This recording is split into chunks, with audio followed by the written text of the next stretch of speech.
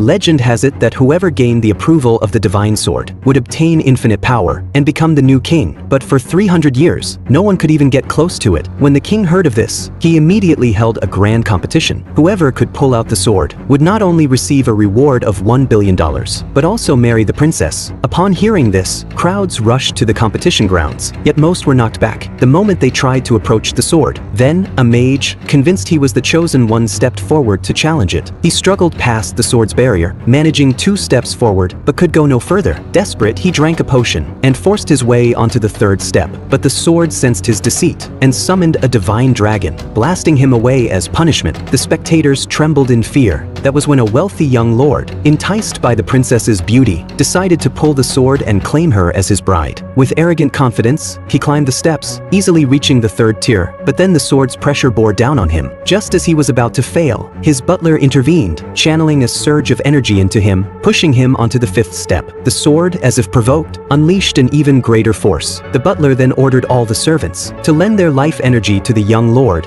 barely propelling him onto the 6th step. But the sword erupted with power, hurling him back in defeat. But the king was pleased and declared he would wed the princess to the nobleman. The princess, however, was furious, refusing to accept her fate. She stormed onto the platform, determined to wield the sword's power and change her destiny. But the sword's might was overwhelming. She barely made it to the 3rd step before collapsing. The young lord sneered, telling her to surrender and accept her place. Yet the princess refused, drawing her own blade in defiance. She pushed forward, reaching the 5th step, but could go no further. Just as despair took hold, a lone man moved by her resolve stepped forward to help. The young lord scoffed at the beggar's audacity, and even the princess doubted him. But the man ignored them, striding effortlessly past the crowd's stunned gazes, until he stood beside the princess. The young lord, enraged, accused him of cheating, but the man paid no mind. He walked on step by step until he stood before the divine sword. Suddenly, the sword summoned the divine dragon again. The crowd braced for the man's punishment, but instead, the dragon vanished into thin air. The man climbed the final step,